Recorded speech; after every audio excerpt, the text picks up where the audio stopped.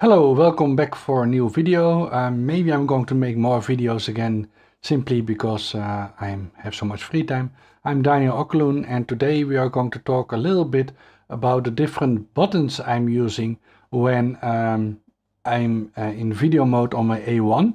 The same buttons can be used on the a7IV and the a7S3. Basically any one with the new menu system, although some of the functions of course will also work on the older ones. And one of the main reasons for me to make it is partly because a friend of mine said, I was asking, hey, I'm kind of redoing my buttons for video. I would not say that I am a professional on the video side, so some of these features might be interesting for people who don't use their camera all the time for video, but do want to have a sort of a setup. And yeah, these are the buttons that I use, and I think some of them might be kind of new. So I labeled it as zoom buttons because that's, I think, one feature that not many people use, and I actually find very interesting and handy. So let's dive into it. I'll show you what we are talking about. So we'll start at the top buttons, which are also the ones that have the zoom functions. So the first two we are going to talk about, let me move this a little bit up, so like this. So it's the C2 and the C1. So what I did for these two buttons is basically I put the zoom in and zoom out function on it. Now first you have to see that of course I'm using this case of prime. So how can it zoom in? So if you're not familiar with something called clear zoom and digital zoom, then please look it up. You can either watch one of my videos on the topic or somebody else's video on the topic.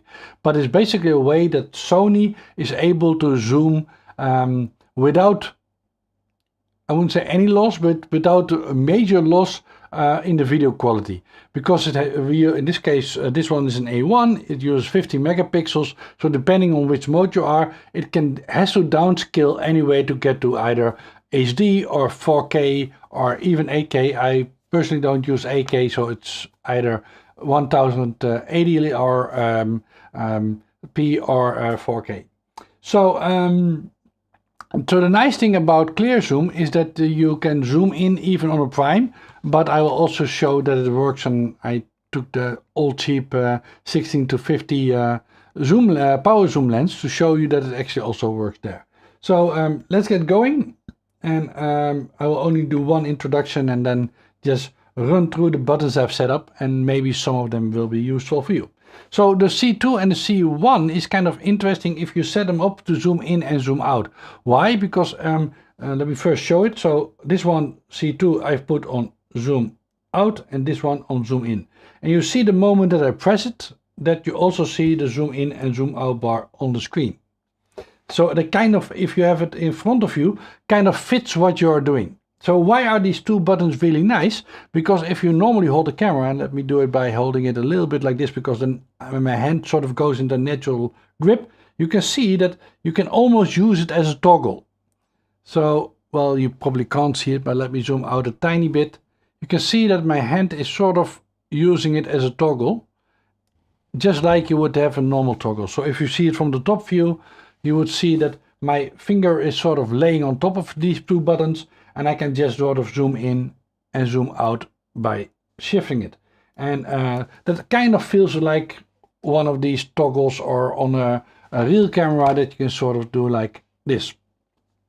So there's a few other features. One thing which is nice, and you can see it if you watch the side view. So let me combine it and you can see what I'm doing. You can see indeed that I'm sort of zooming in and zooming out in this sort of toggle way. Now there's two things which are interesting. You can change the speed.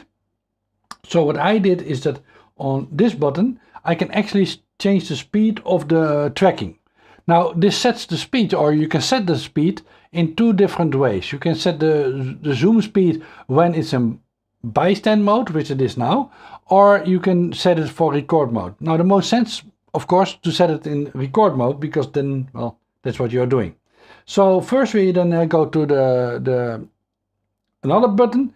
I programmed my shutter button to start recording. So the nice thing is I can sort of start the recording and sort of start zooming in and out. And you can already see that is zooming in and out very slowly. And this speed is set by the slider I just talked about. So while I'm filming and I want to change speed, I can actually, and my thumb is already there in the normal setup because you're behind the camera. You can see I can press this button and then change the speed to fast or slow. So if I put it on really fast, you can do that live. You can see that it now goes quite fast, right? But I can also press it again and put it a bit slower. I can even use the front dial, right? So I don't have to take my hand off. Now put it as slowest as possible, and you can see that I now sort of zoom in very slowly or zoom out very slowly, which is also nice. Now, of course, I can stop again by pressing this button, and I stop the recording. So the shutter button. This also means that I'm kind of using different buttons than normally, right? So that means, for example, the record button I am not using in its normal sort of fashion. So if we look at the back, that means that this button over here, which is difficult to see because my viewfinder is on top of it, I use an other one. But the normal record button, which is over here, I don't use anymore because I'm using the shutter button as a record button. So what I put there is, if I press it, you can see that I can change the frames per second I'm recording it. So I can put it on 25 or 100 if you want to do slow-mo, or 200 if you want to do even slower slow-mo. Right? So normally it will be at 50 or 25 or in 24 or 48, depending on where you are. So yeah, really nice, in my opinion, way of doing it. Then the AF on button I reprogrammed to set the profile type. So here you can set the profile. So most of the time you will be either in normal or in one of the log profiles, and it's quite easy to get there. And the last one we already seen, this one, the third one, is this again setting the speed of the recording. Or of the zooming in and zooming out. Now the nice thing about that one is that you also can set the speed when you're in bystand mode, right? Standby mode, sorry. So you can see that this speed is now sort of in the middle, but I've put it on the F keys, so you can see that there I can also set the speed for that, right? So it's now on really fast. So sorry, it's now on really fast, but I can put it also, let's say, in a neutral stand, and then you can see that it goes a bit slower in this case when I'm not recording. Now most likely you want to put it in fast, because if you're not recording yet, you know where you want to go and you want to go faster, so most likely you leave this at fast. And you can see that if I'm not recording, it goes really fast, but if I'm recording, it goes slower depending on the speed that I set on the other button. Now also a detail, just quick sort of information. The moment that you zoom in, you see this red line sort of popping up. Hopefully you can see that. But you also see that it tells you in front of the zoom factor, it tells you either a C or a D. If it's a C, it's in clear zoom mode, so you don't have any quality loss for the video. If you see a D, you have it in digital zoom. You don't want to use that. You can turn it off, so I don't get there, right? It will only go to, in this case, 2.0, because I'm in HD and it's now recording. It will not go to any further.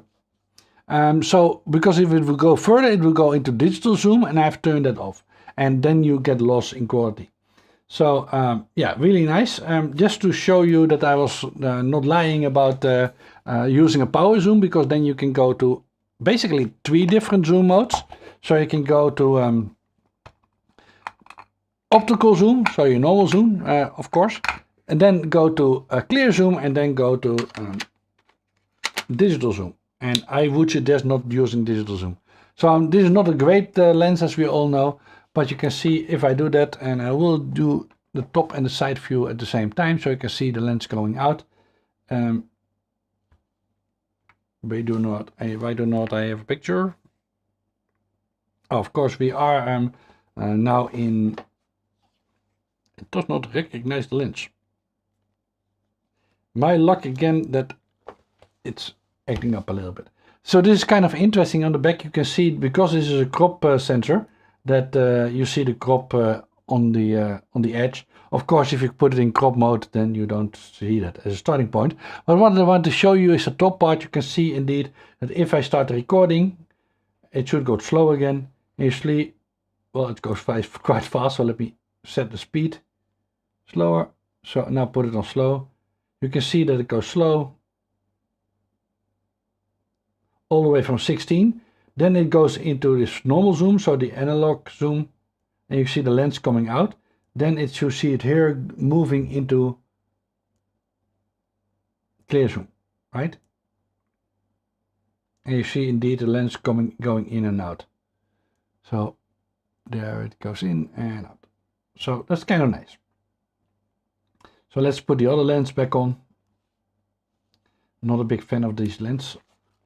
What is a very nice lens, and I'm probably going to get it, is the new 16 to 35 power zoom. I think that's a very interesting option to take with you if you don't want to take the bigger 2.8 lens with you.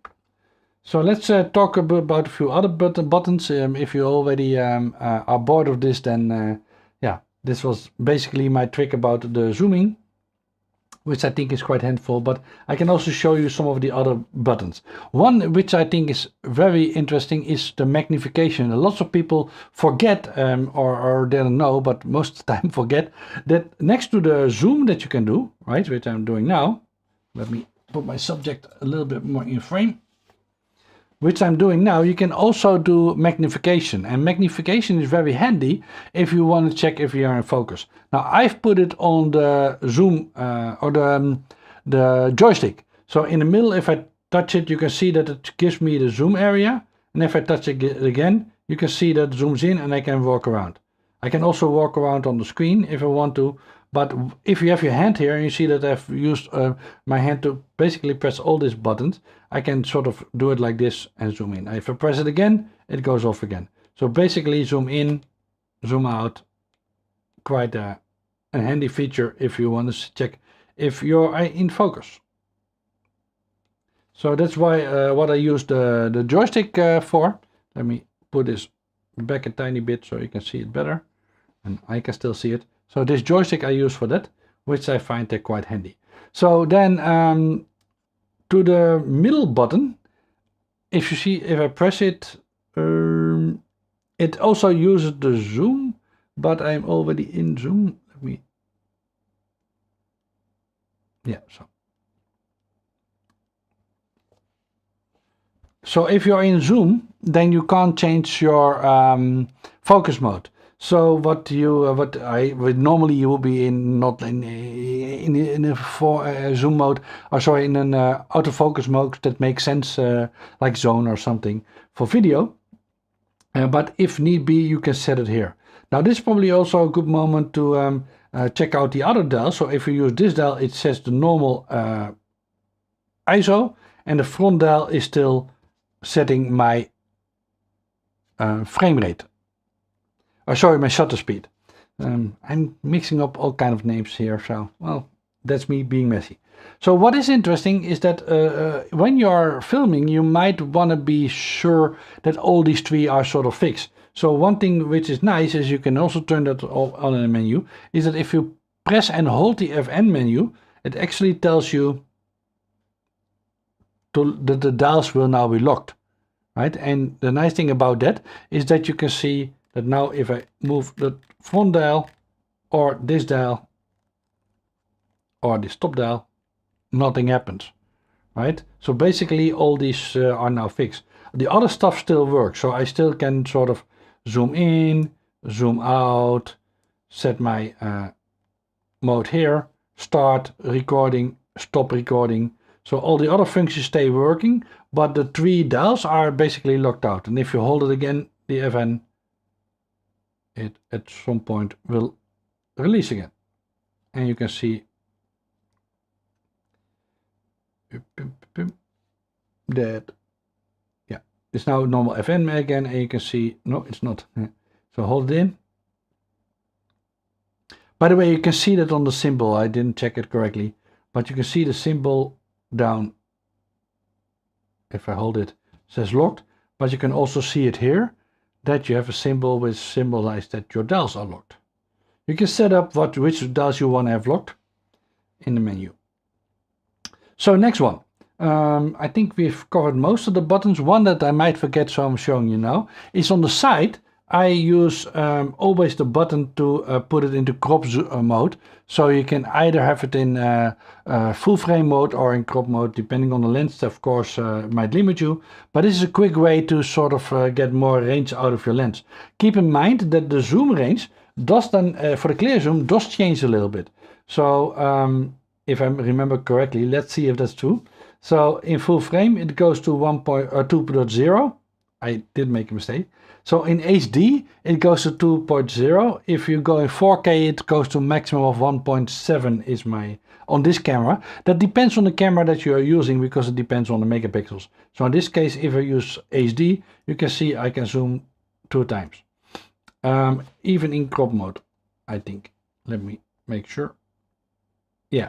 So that does not change on crop mode. It does change if you change format. So put it back in, and I have to sneeze in a few seconds. Sorry for that, if it happens. So the next dial, we were still on this dial, which we turned off. The nice thing about this dial is that I've put the volume on there. So you can quite quickly change the volume that you are recording. Which I think is handy to have there. Again, of course, you can put the dials off if you don't want to have that locked, but you can see it is now over here and quite handy. Let me see if I forgot any buttons. I don't think so. I think this is basically kind of what my layout is. Of course, I also set some extra functions here, like which is handy. You can turn peak level on if you want to have peaking, stuff like that, zebras, and some of the activation. So what stabilization mode you want could be quite handy. So yeah, that's also over here. But I basically wanted to show you the zoom in and zoom out trick. And let me also show you that indeed if I go to the menu, and you can't put this in a button, which I find kind of weird. So image quality and then the file format. Here change it of course to your different recording formats. So I've now indeed put it on HD and let me put it in 4K. Now if I go out of here, you can see that indeed if I zoom in and zoom out, I only go to 1.5. Which makes sense because I need more pixels to get 4K working. That means I can't zoom in as much without loss. And with loss we mean that it's downsampling, so there's always at least the amount of pixels needed for either 4K or 8K or HD. Let me think. I think that's probably all the buttons that I've programmed for video. And again, I mostly want to show you the zoom function. And again, if we put in crop mode, you can see you can go quite further. Now, I'm not saying you should, but if you take a lens like the 16 to 35, that means that within quite a simple button pressing actions, mostly with this hand, you can actually use the video camera or this camera for 16 to 35, which is his normal power zoom range, then go into crop mode, right, which gives you 1.5 extra range. And then again, so about 50. So, and then again, you can zoom it in with clear zoom. Even in 4K, it will get you to about 70 or 80 millimeters, which is quite a good range to have without really much quality in the video. And you can all kind of do it under the control of one button. So if you would have the power zoom, you can see it's quite easy to zoom in like this in the far mode, and then press the button and zoom in like this. The downside is you can't do that while you're recording. So in this case again, I'm pressing the button on the lens to switch from crop to full frame. But if I'm recording, you can see that I can't change that mode. So it's a bit of a pity, but yeah, that's what it is. You can again see if now zooming is very smooth because it's in slow. Do I want to go faster? Press this button, change to what we want, so let's say quite fast, You can see if I now zoom out. Did I change it? It's kind of hard to see from this distance. I got... Oh, it's slow, sorry, I was going the wrong way. So you can see now it's still, even if I'm recording, you can see I'm now fast. And if I go the other direction, it's now slow. So you can see it's quite easy to change. Of course, normally you would have your hand in a different position on the camera, and you will find these buttons quite quickly, because they're all, if I do it like this, you can sort of see they're all quite, maybe put it on the top camera, you can see they're all quite comfortable sort of in hand reach. So the zooming in and zooming out is just laying my hand on starting and stopping the recording, and then put it here, and I can do this toggle kind of function to zoom in or zoom out. And of course with this finger I can change the frame rate, change the profile I want, and in this case also change the speed of the zooming in and zooming out that I want. Or I have to, even not much, to just check if it's in focus. I can use the magnification by pressing this and going in and out, and down here I can change some of the other settings like my volume control. So yeah, hopefully this was a little bit helpful. I totally understand that you either don't take any of these functions, or you say, well, the zoom thing is handy, but I would put it on different buttons, or any of the other functions that I've shown. The video is just a little bit to give you an idea of maybe something you didn't sort of thought about, how you can use the buttons, in this case the massive reprogrammable buttons on the Sony, and how to maybe use them in a way that you didn't think about before. So thank you for watching, and see you in the next one. Bye bye.